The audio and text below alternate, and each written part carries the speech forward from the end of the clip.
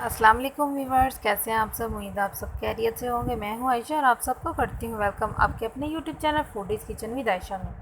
तो आज मैं आपके लिए लेके आई हूं कैरी की चटनी की रेसिपी, जो कि हस्बे वादा मैंने फ्राइड राइस की जब रेसिपी अपलोड की थी तो मैंने तब बोला था कि मैं आपको इसकी रेसिपी भी ज़रूर दूँगी। इसके लिए हमें ज़्यादा कुछ नहीं चाहिए, हमें चाहिए होगी कैरी फ्रेश, अम्बियाँ मतलब कच्चे आम जो होते हैं, सब्ज़ मिर्च चाहिए होगी, धनिया चाहिए होगा, पुदीना, प्याज और टमाटर और थोड़ा सा नमक। और ये ज़बरदस्त सी जो हमारी रेसिपी है वो तैयार हो जाएगी और आप भी याद करेंगे कि क्या ज़बरदस्त सी चटनी जो हमारी तैयार होती है। इसको आप रोटी के साथ सर्व कर सकते हैं, नान के साथ, चावल के साथ, पुलाव के साथ और स्पेशली किसी भी स्नैक के साथ। तो इसके लिए हमें क्या चाहिए होगा, हमें चाहिए होगी 4 टमाटर जिनको हमने कट कर लेना है, 20 से 25 हरी मिर्चें चाहिए होंगी, 2 कच्चे आम कट किए हुए, 1 कप ही हमें धनिया चाहिए होगा और 1 ही कप के करीब हमें चाहिए होगा पुदीना, जिससे बहुत ही एक सूदिंग और कूल सा जो है वो फ्लेवर आएगा हमारी चटनी में। तो अब हम क्या करते हैं, हम अब इसके प्रोसेसिंग की तरफ चलते हैं।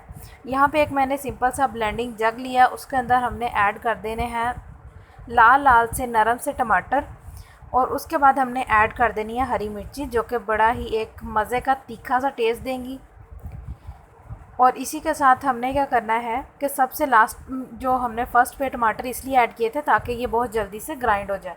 इसी के साथ हमने ऐड कर देना है हरा धनिया और हरे धनिए के साथ साथ हमने ऐड कर देनी है कैरी मतलब कच्चे आम, जो कि हमारी चटनी को बहुत ही खट्टा सा और टैंगी सा फ्लेवर देंगे।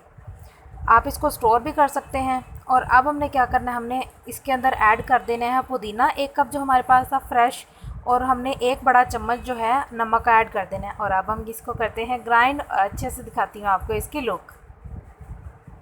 तो अभी तक आपने अगर मेरा चैनल सब्सक्राइब नहीं किया तो चैनल को सब्सक्राइब करें, क्योंकि ये बिल्कुल फ्री है और इससे मुझे इनकरेजमेंट मिलती है अच्छा काम करने की।